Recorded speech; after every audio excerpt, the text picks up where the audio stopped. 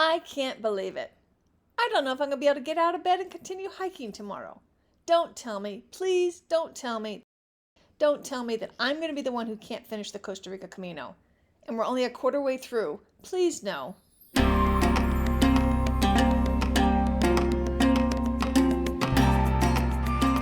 Welcome to the Active Travel Adventures podcast. I'm your host, Kit Parks. In part one of our Costa Rica adventure, we enjoyed some pre-hike activities on the Caribbean coast before beginning our hike and made it about a quarter of the way through. I also threw in a day of rafting the Pequari River through the rainforest in the indigenous region. At this point, I think I've got this. Wrong. Here's what happened next. The day after we rafted the Pequari River, we hiked stages 5 and 6. And tonight we have laundry, a pool, and a posh place to stay and play. So we got a fun place to look forward to after our 13-mile hike.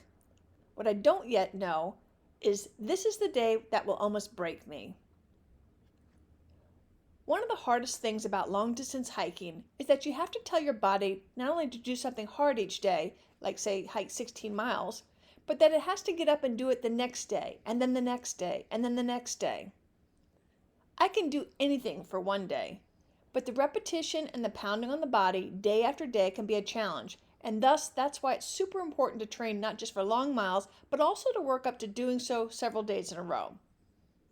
Now mind you, I trained a lot for this hike, albeit it was on flat land. I was using boring stair climbs as my substitute for elevation, and we never really get too high on this Costa Rica Camino, although I think some were feeling the altitude a little bit in the beginning until their bodies adjusted. I had the advantage of having a body used to the humidity and heat, and I sure did need it today. It was HOT hot today, and we were exposed to the sun almost all day. In the morning, we hiked through a village. Along the way, we stopped to chat with a lovely woman who was in the yard sun roasting her coffee beans. She had no idea that her house was right along the Camino, but we explained it all to her and that she could sell her beans to hikers since her home was right there. Angie bought some of her beans, and I believe she helped start this woman on a little micro business. Up ahead, we see a man on his horse. He had trained the horse to do that funny step that looks like the horse is walking sideways with exaggerated elevated knee height. And further up still is another school painted by the Mar de Mar Association. We stopped for a rest break at a store in front of a soccer field and watched the boys play. This is the after-church activity, as the families have all gathered to watch, bringing coolers filled with food and drink. Like I said, it's a Sunday, and this is the main event after church. Juancho reminds us that every town in Costa Rica has a church, a school, and a soccer field. That's what makes it a town. They're all right next to each other. And this little center makes up the lifeblood of a village. Eventually, we leave the village behind and again see cow-filled pastures with larger mountains in the distance. We're also seeing some wild orchids with their dainty purple and white blooms in the brush along the side of the road. We find some blissful dappled shade from a tree on the side of the road and stop for a lunch break. Today we have another banana leaf packed lunch. Did I mention it was HOT hot? As we lay along the roadside resting our weary bodies, I forget who cracked us up by saying, "I see dead people." Then we entered some sugarcane fields. Giovanni takes out his machete to whack and peels a stalk for us. He cuts it into large chunks so we can chew and suck out the sweet juices. On top of a tall hill, we see a pretty lake down below. We are heading towards the town down there, but it's still a long way off. The entire day we've been on rural roads, sometimes paved, so the ground is not giving and my feet are screaming at me for relief. Our group has a one-wine rule. We all want to know if you have a problem, but we only want to hear about it once. I have no doubt the others are hurting as much as I am. I cannot wait to get to the hotel and get out of these shoes and off of my feet. I really want to whine, but I try to keep it to myself while promising my feet they can rest just a little bit longer. Come on, just a little bit longer. When we eventually make it to town, my feet are on fire, and Juancho says we still have a couple of miles to go. In hindsight, I wish I'd called a cab, but I pressed on with the group. For the last mile, I feel as if I'm marching the Bataan Death March, and I rejoice when I see a sign for the hotel. My face, I'm sure, fell when I saw that to get there, I first have to walk down a lovely but excruciatingly long road lined with palm trees. Please, I tell my feet, please, please, please, please, please, just make it another quarter mile and then you can rest. Agonizingly slowly, I finally make it to the reception for check-in. It was probably only 5 minutes, even though it seemed like an hour, that Angie, my roommate for tonight, and I have checked in. Angie heads for the pool after cleaning up. Me, I take a shower and head to bed, even though it's only late afternoon. I must get off these feet. My phone says we hiked almost 16 miles today, just under 40,000 steps. But it was mostly on road. No wonder my tootsies are hollering at me. Cleaned and tucked into bed, I shivered as the heat of the day, combined with yesterday's sunburn, have given me the chills. This on top of absolutely miserable feet. I just lay down and suffered. I was worried there was absolutely no way my body could be recovered by the morning. And here, I'm supposed to be the group leader, and I'm going to be the first to bail? I just couldn't believe it. We met for dinner a few hours later. I had no interest in being there. I wasn't even hungry, but I didn't want to wake up hungry in the middle of the night. Everyone besides me, at least, was in a festive mood. We were in a beautiful old historic lodge eating one of the fanciest meals of our trip, and all I could think of was, can these folks, meaning my group, be any slower in ordering and eating their dinner? All I wanted to do was crawl back into bed. I was not doing well. And you know me and how I like my beer. The fact that I could only barely nurse one beer, I was not doing well. Gratefully, eventually, the longest dinner of my life ended and I could crawl back into bed. I hope I wasn't a Debbie Downer for our group that night. In fact, Deb mentioned, Kate, you're a little quiet tonight. Yeah, no kidding. All I wanted to do was to crawl in bed and die. On group trips like this, it's common on any given day for somebody to have a bad day. Our other unwritten rule and hope was that we all wouldn't have a bad day on the same day. The next morning, by the miracle of an answered prayer, my body seemed to have healed. I couldn't believe it. When I got out of bed, I was astonished that the soles of my feet weren't screaming at me. And while there were certainly days that my feet were tired and ready to rest, for the rest of the hike, my feet were fine. I guess they had finally acknowledged and accepted this is what they're going to have to do every day. I cannot begin to tell you how grateful I was that I could continue. I would have lost a lot of money because I would have bet against my feet the night before. I used to tease that I had 13-mile feet, that my feet would start screaming when I hit that mile marker. By the end of this trip, they had improved to 16-mile feet, and I've been trying very hard to keep them conditioned to that. I hike with a local group, and we regularly hike 12 or 13 miles of strenuous trail, up the mountains, and my feet are up for more when we're finished. This is so much more fun than the screaming 13-mile feet I had before the Camino. So this is a thrilling side benefit for me of hiking this Camino. I'm amazed at the recuperative abilities of the body. I actually feel pretty good the next day, and again count my blessings. Up ahead, some folks who are not happy are sugarcane farmers or workers who are protesting peacefully as we walk by. That has to be brutal work in this hot sun and those sharp cane leaves slicing their skin all day, not to mention what I'm sure are occasional machete accidents. The sugarcane fields we hike through look mature and are a couple feet taller than us. Every once in a while, you'll see a trailer overloaded with cut canes. Where the cane fields have been harvested, you see the mountains in the distance. We have to climb over those mountains up ahead of us. By mid-morning, we have hiked over 100 kilometers so far, and it feels good to hit that milestone. At the stage 7 marker, we see that we have 164 kilometers to go. We've got this, I say to myself confidently after just 12 hours ago feeling I certainly did not have this. This is why it's excellent advice to never quit on a bad day. We're all going to have bad days for different reasons, and maybe quitting is a smart thing to do at times, but whenever you think about quitting a trail or anything in your life, try really hard not to do so on a bad day, so you don't end up regretting your decision. A friend of mine got off the AT, and now looking back, he says he regrets having done so. If he just rested a little bit for a couple more days, but just the day he quit, things just sucked.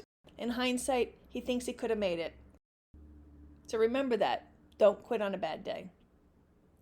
On a much smaller example, in New Zealand, our group was biking up this incredibly steep hill, and I mean steep.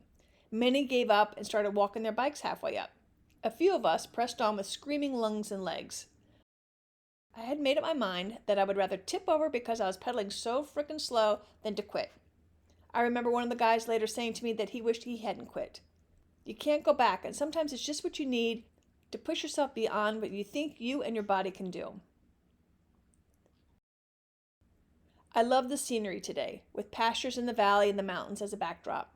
We also have some trees along the path to offer occasional shade. Next to our lunch spot is a river that we can't wait to check out. The coolness feels great on our aching feet and bodies. Juancho makes me nervous by being high up on a rock, and then he does a dramatic jump. Dale looks like he's meditating while sitting on a rock. Forget that, Angie thinks, and she just sits down in all of her hiking clothes in the river to let the water cascade all around her. This is bliss. Eventually we make it to the town of Pejibaje. This town is named after a tropical fruit that forms in clusters on a certain type of palm. Conchita says it's Costa Rica's most favorite fruit and that it has all sorts of medicinal properties. In Pejibaje, they have a decent grocery store, so we all stock up on what we can. Dale and Peg get wine and beer that they share with the group later. This is a great way to win friends and influence people. I learned that from another Dale, Mr. Carnegie. My umbrella has been a lifesaver today. I also wear a cooling balaclava that I bought ages ago, and this is the first trip I thought to pack it. It does help, I think. This particular balaclava you can soak in a stream or water and wear it as a wet neck gaiter.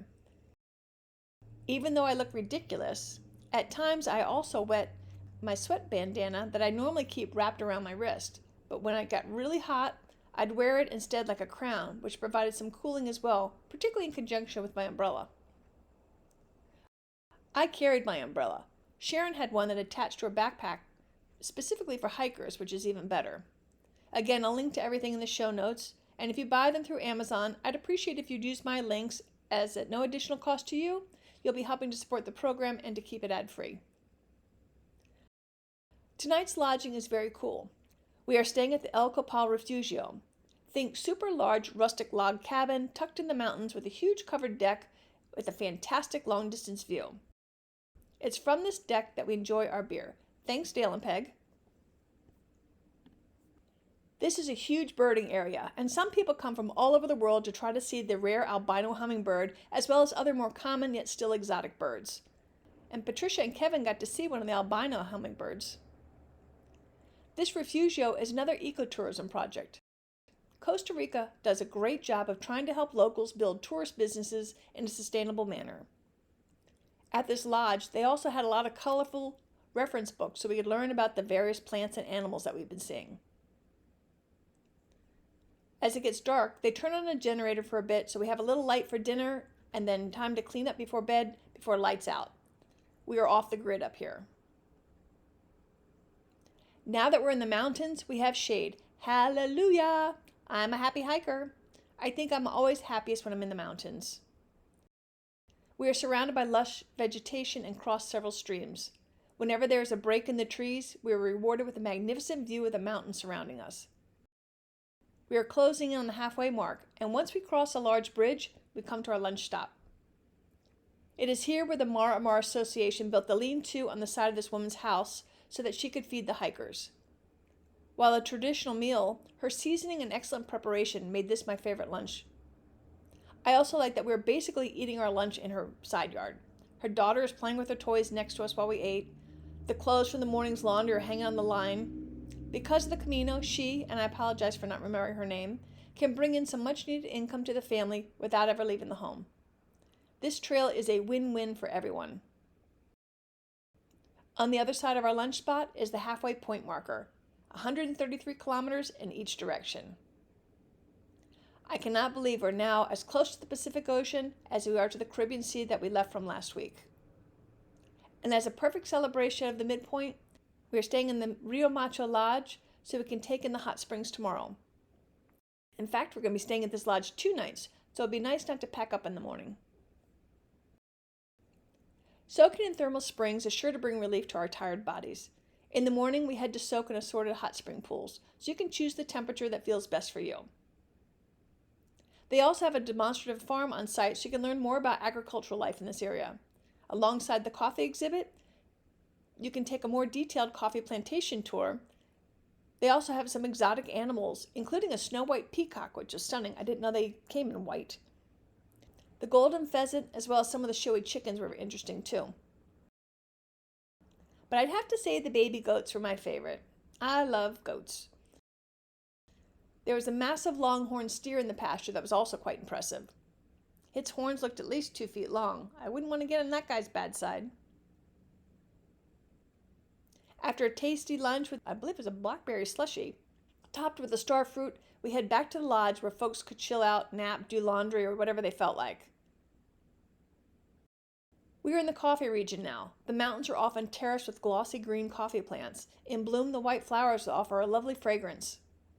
Juancho tells us coffee is harvested in the fall. In some of these regions, picking coffee beans is the only work. So again, I'm grateful that this Camino can offer locals an additional means of bringing income to the family. Juancho tours us directly through the coffee plantation. He seems to know all sorts of interesting routes around here and winds us in and around the main route. There will be a time when he takes us a turn in the woods, at first I think to go to the bathroom, but nope, that's one of his special paths and we soon follow. I cannot emphasize enough that a guide is necessary on this Camino, at least as I'm recording this in 2022. In many places, the trail is not marked, or where it is, you're likely to miss it. I took one photo of the red dashed line, that's the blaze marker that they do mark for the Camino, that you do see on occasion. It was on a small rock, it was faded, and 99.999% of hikers would miss it. We pass a coffee nursery. Here there are thousands and thousands of baby coffee plants getting their start in a black cylindrical upright bag. At the end of the day, we're in Rossi, a town I would like to have explored more if I weren't so tired. Where we are staying is famed for its famous breakfast. While I look forward to our breakfast, this village, or actually it's really a small city, is big enough that we have a choice of restaurants, and we opt for pizza.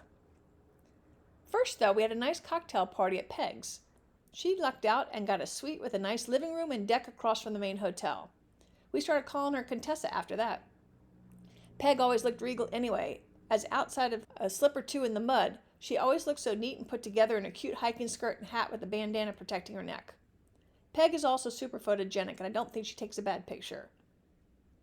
Anyway, so after drinks at the Contessa's, it was off for dinner.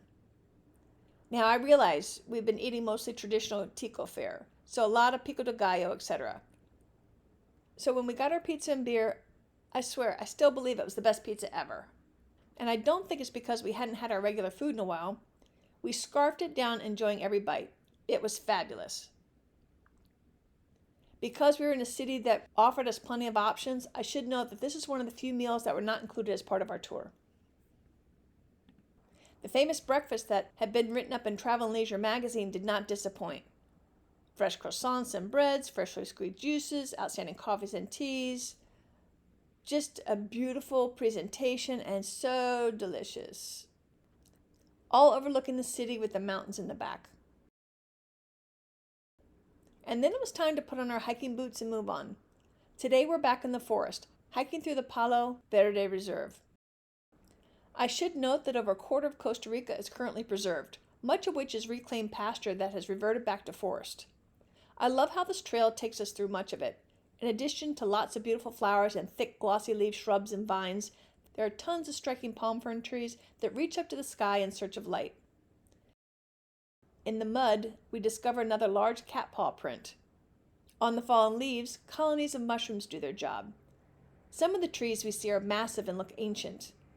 I have a photo of me standing next to one of these giants, and it would take 6 or 7 of me to hide the base of that trunk. We exit the forest and eventually pass the marker for stage 10. We are closing in on our last 100 kilometers, about 60 miles.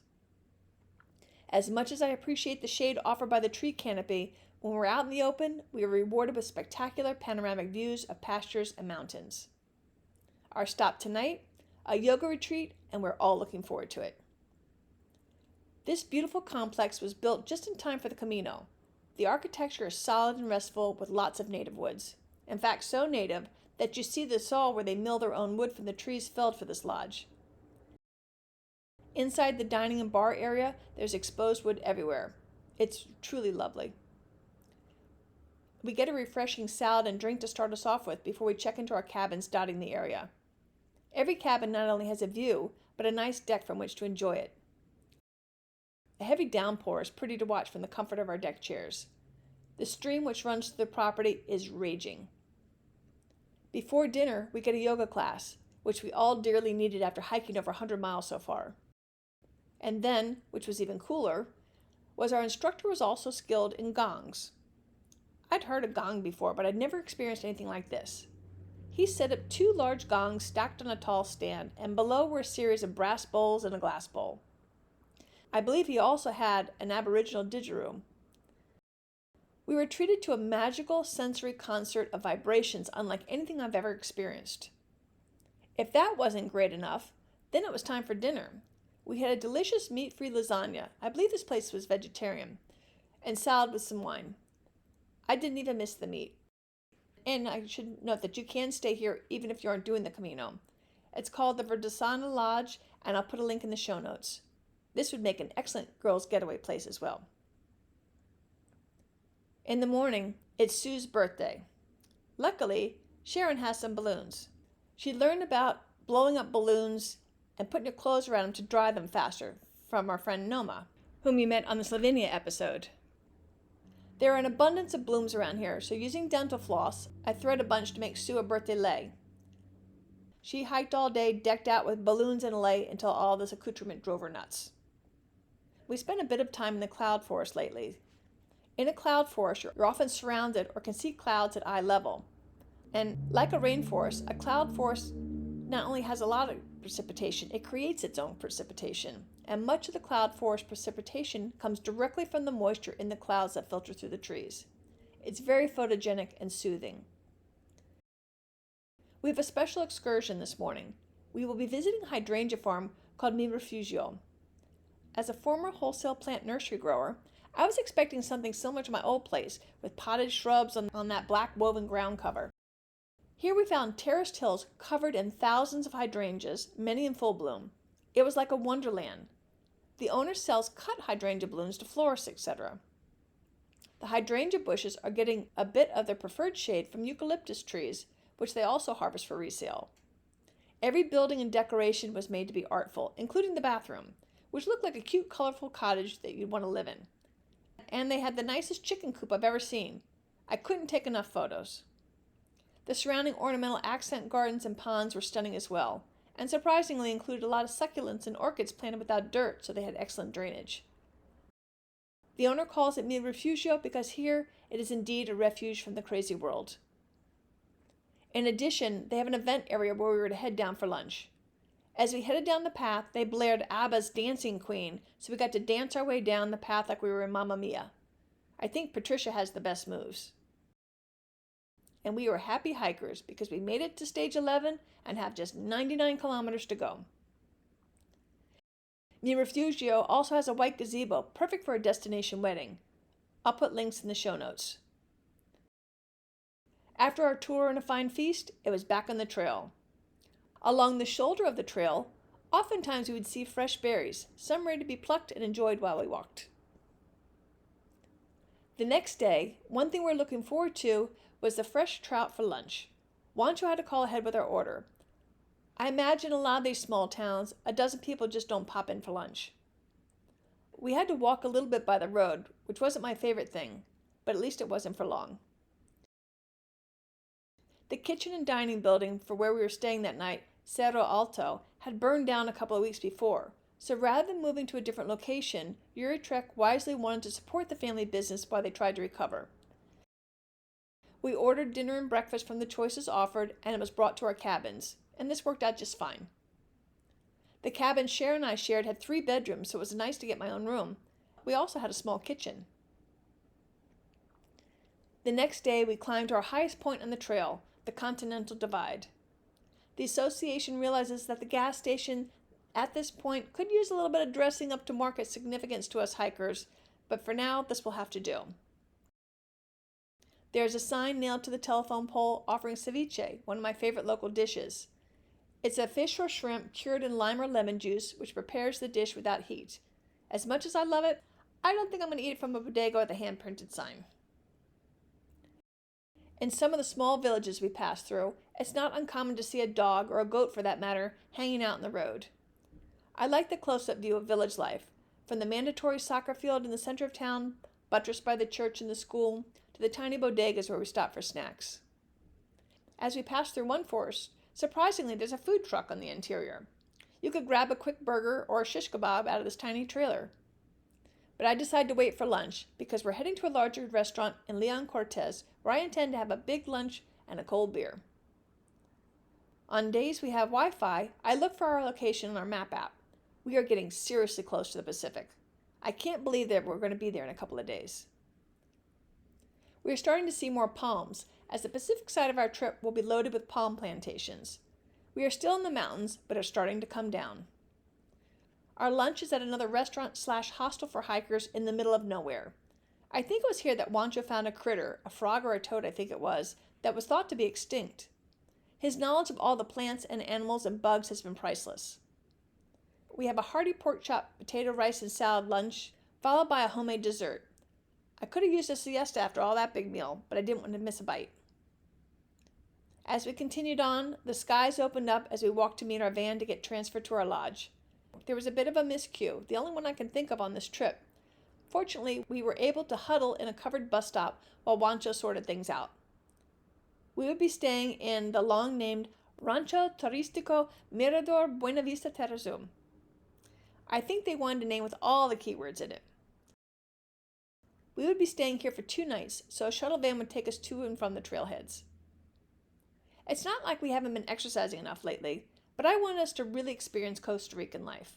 That means we'd have to learn how to do the salsa. So after we got cleaned up, we met down in the dining hall for salsa class. I will forever hear in my head, 1, 2, 3, 5, 6, 7. Alert listeners who can count in Spanish will note that cuatro is missing in the count. That's because it's 1, 2, 3, 5, 6, 7. We pause on the cuatro. I had taken a previous salsa class for my 60th birthday, and that instructor didn't convey the importance of that pause on the cuatro beat. However, our excellent teacher did, and while I'll never be good, at least now I understand the rhythm. I didn't think Tony was going to be up for this mandatory fun. It sure didn't seem like his style. But he shocked me, and probably all of us, by going all in, and I don't think it was because of the beer. Patricia, of course, was a natural. Regardless, we all got tons of laughs out of it. Sharon, who does Scottish dance back home, tried showing us some moves after our class. And Angie demonstrated with Juancho how we often dance in the U.S. I call the way that they were dancing the shag, but for you folks from the UK, it has a completely different meaning over here. This is how I grew up dancing to beach music back home. Since we're talking about doing extra exercise after hiking all day, I want to call out Dale and Angie. I had asked everyone for a bio I could share with the group so folks would have an idea who they'd be hiking with before we met up. Angie, I noticed, neglected to mention she was a substitute teacher at a CrossFit, that killer exercise place. Every day, Angie and Dale, whom I think no one would contest were the fittest man and woman in our group, would do push-ups. And I mean a lot of push-ups. And I think they upped the count each day. Brutal masochists. And they didn't do the pansy push-ups I do. I didn't realize that your arms are supposed to be so close to your body. Normally at home, I do 30 push-ups 3 times a week.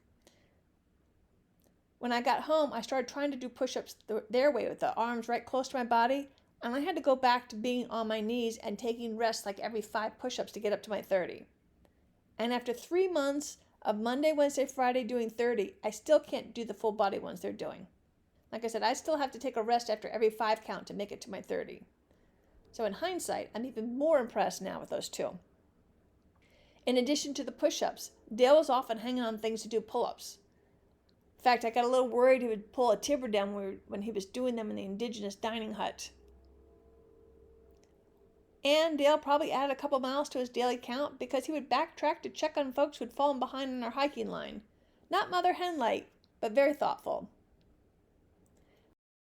Because we hired 2 guides, because either Juancho or Giovanni would be the sweep to make sure we all got to where we needed to go. At any intersection of trail or road, we'd wait to let everybody catch up. This way you could stop for pictures or a water break or to tend to Mother Nature without worrying. Most trips, I should note, only have 1 guide. I would recommend that if you have a larger group, like our 11 people, that you pay like we did to have an additional guide for safety reasons. I got really excited near the end of our journey when I saw a neatly printed sign pointing towards Capos. That's our end point. We were getting really close. And I got even more excited when, at the ridge of a mountain, we finally saw the sea. It was still a couple of days away, but we could actually see it. I cannot believe we have walked across a continent. Now, mind you, it's a skinny part, but nonetheless, we have walked across a continent. I can also see that we're just about finished with climbing mountains. Once we get down these last couple, it looks like flatland all the way to the ocean. We have made it to stage 14, only 2 more stages to go.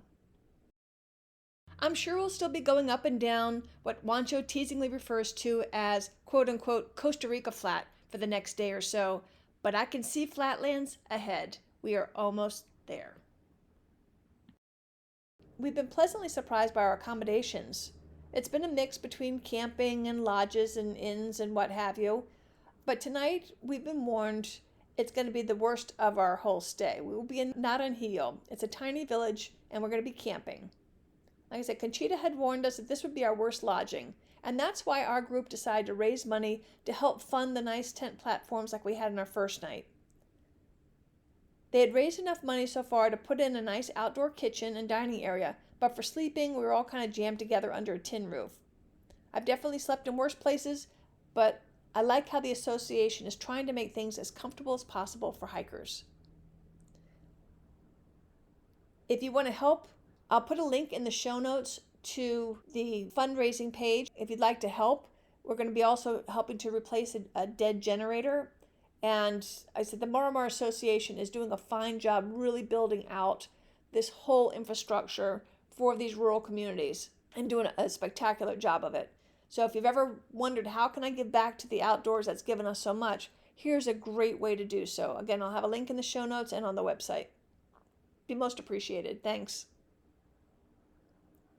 The village women who feed us and prepare and clean our tents are also trying to learn English, and you can see remnants of their lessons on the board. Their husbands pick coffee and only get to work in the fall. Other than that, there's a tiny little store, so that owner has a job, but I'll bet that's it in town. Hopefully this new Camino can help these small communities create jobs so that these families can flourish in the future. Angie and Sue are fluent in Spanish, so they're able to have proper conversations with the women, just as they are with Giovanni, our second guide who can only speak Spanish. I can communicate my butchered caveman Spanish, but I envy their ability to have a real conversation. Becoming conversational in Spanish is a long-term goal of mine. And speaking of goals, we are close to reaching our fundraiser goal for the tent platforms and generator at Naranjillo, so if you want to help, it sure would be appreciated. As we near midday the next day, we are on a remote rural dirt road. We haven't seen a car, and in some places you wonder how well a car would even do getting up these roads. There's a small red Coca-Cola sign that indicates with the symbol of a Coke bottle, fork, and knife on the plate that if you walk through this jungle path, you might be rewarded with a meal. I can bet that 99.99% of us would never walk down that path to take that chance. I'd worry about sanitation. Who on earth would ever find this place? And that brings up another reason you should have a guide on the Costa Rica Camino. Juancho veers off the dirt road and we head to this restaurant that is literally in the middle of the jungle. I think this place came into being just to cater to Camino hikers.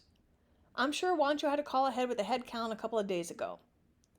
I want you to picture Robinson Crusoe again, but this time we're in the jungle. There's a dining area with a stunning overlook of the mountains and valley down below. I wasn't too sure about the reclaimed lumber and bamboo poles used to create the deck, but Juancho, who is a big guy, was comfortable sitting out there resting on the bench. Although I did notice Giovanni chose the hammock safely away from that deck.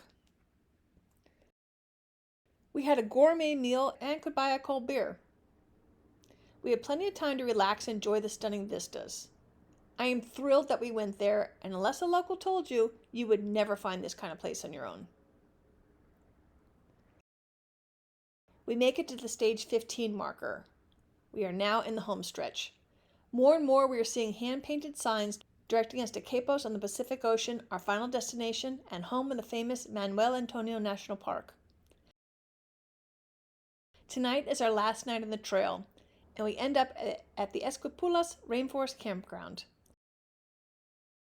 Our tents are set up under a large tin roof platform with a few hammocks in the middle. They also have a cabin to rent and some cool permanent thatched roof tents out on a field. Some folks from the World Bank are also staying here in the fancy tents to check out the trail. I hope they will see the value in what Conchita and her associates are trying to accomplish and can cough up some grant money for some projects. The large Naranjillo waterfall is nearby, so we all get changed for some water fun. While Juancho is up meditating with the falls bearing down his back, the rest of us soak in the delightful pool down below. From the dining deck at the back of the campground, we can relax with the cold one and watch the colorful birds feasting on overripe bananas. Oh, there's another toucan. Well, we're always pleased to see one of these colorful clowns. We're used to them by now. But one unusual bird appears at the feeder.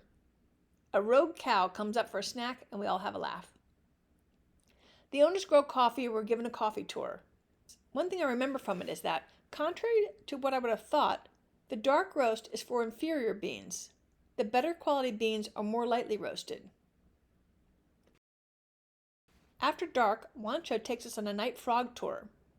Here, take a listen.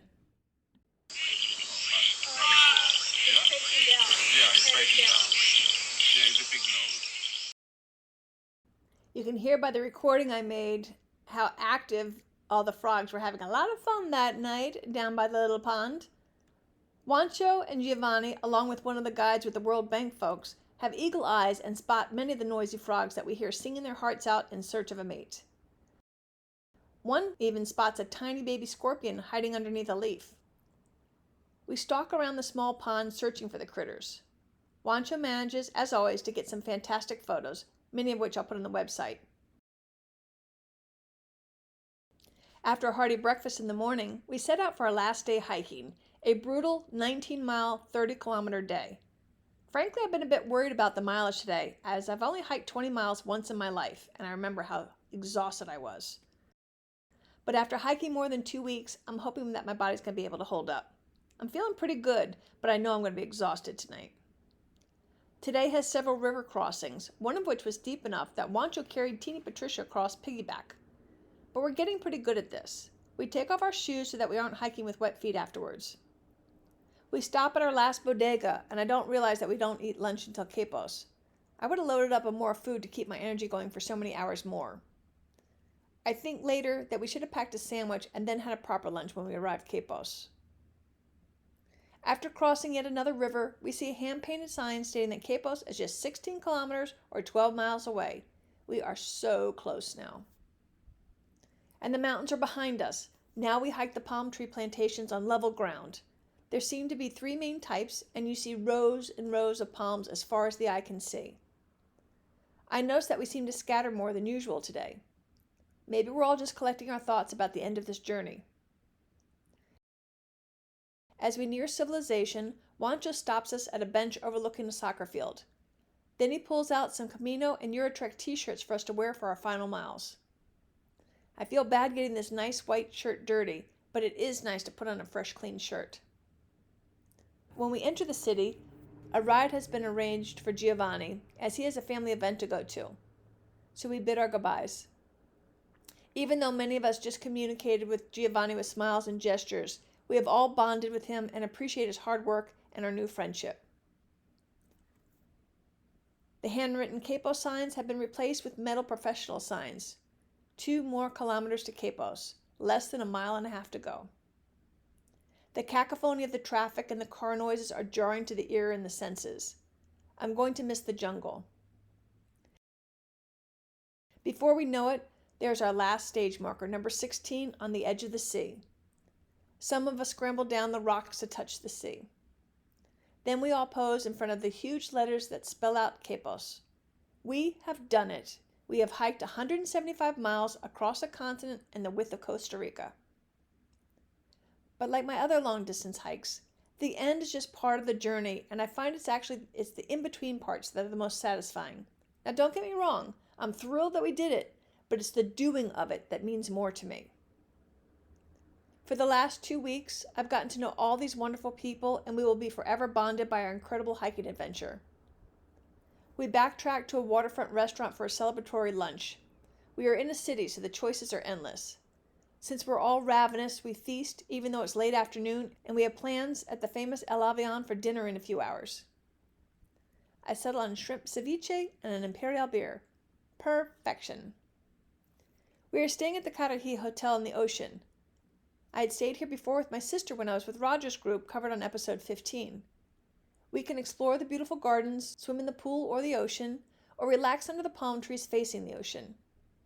As with last time, there is lots of wildlife on the property. We are near the famous Manuel Antonio National Park, where you are guaranteed to see tons of fun animals. Last time I was at this hotel, there was actually a sloth in the trees. Monkeys may walk along the telephone lines. A raccoon-like animal hides under the building whenever I walk by. And of course, there's lots of birds and butterflies. Dinner that night, as I mentioned, is at the El Avion restaurant. Remember the Iran-Contra affair in the mid-'80s? Well, this is one of the planes that prominently featured in that story and was replicated in the Tom Cruise movie American Made.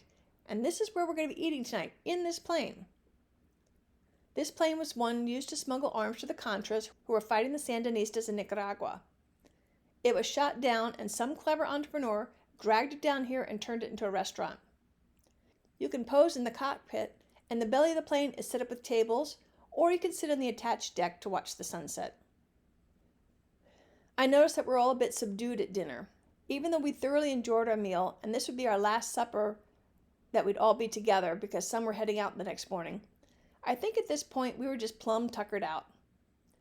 Tony and Sue had been away from their vineyard for way too long. And their vineyard is called La Vida Loca, which translates from Spanish into crazy life.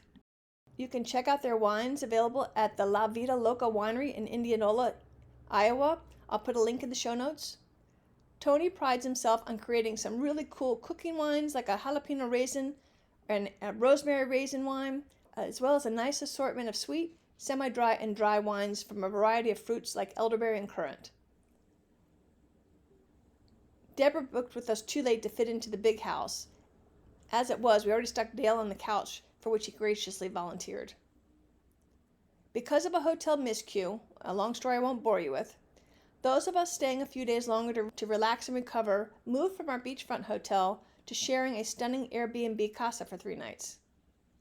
In it, we had 5 bedrooms, our own private pool, a couple of decks all around in which to take in the ocean views, and at nighttime, we could see Capo City lights down below.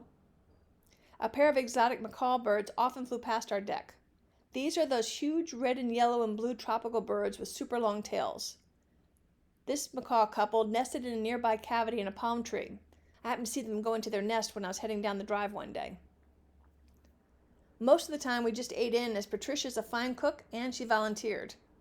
We feasted on her fabulous meals, a lot. Some of us got massages and pedicures. Several of us took a huge catamaran out to check out Capos from the sea. While out there we got a chance to go snorkeling and had a surprisingly tasty lunch. It was great to just relax and get up whenever we wanted, eat when we wanted, nap when we wanted, etc. It was a perfect way to decompress after the challenging hike we had just accomplished. I think that, whenever possible, try to take a few days at the end of any major adventure like the kind we just had. I learned that in New Zealand, when I truly had culture shock when I re-entered civilization after being outdoors and away from cities for over a month. Taking at least a couple of days after your adventure helps you to segue back to your normal life.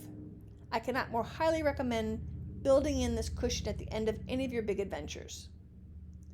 But eventually, it was time to return to our regular lives. I'm sure we all went home with our heads a little higher, proud of ourselves and of our bodies. So to hike the Costa Rica Camino from the Caribbean to the Pacific, here are my phone health stats for our Camino. While I'll grant you that my phone is not the most accurate in the world, it shows that I have hiked 167.6 miles, I have taken 209 steps, and climbed over 19,000 feet in elevation. Yep, I'm proud of myself. The confidence that these kinds of adventures give you is priceless. Knowing that you overcame significant challenges gives your self-esteem a huge boost. Conquering fears or doubts enables you to take on bigger tests of your grit, knowing you have what it takes inside. Heck, even the training for such adventures strengthens your ability to tackle huge projects because you have the discipline to break out a project into its smaller pieces and then methodically implement your plan. In this case, getting your body strong enough for the challenge so that when you take on those big big deals, you know that you have the self-discipline to do the little daily or weekly chunks that will get you to your goal line. So not only is adventure travel fun, exciting, and beautiful, it strengthens both your body and your mind, and dare I say, improves your life back home. But getting back to the Camino, we all loved our Camino. There's not a one of us that isn't glad he or she went, although there's probably a couple who would say is in the category of proud of myself for doing it, but not sure I want to do something so long and hard again. And that's okay, because you're still a badass. You did it. So if you think this might be you, maybe take a test run with a shorter, less difficult European walking holiday. I've covered lots of them on the show and recently did a whole episode on just this topic.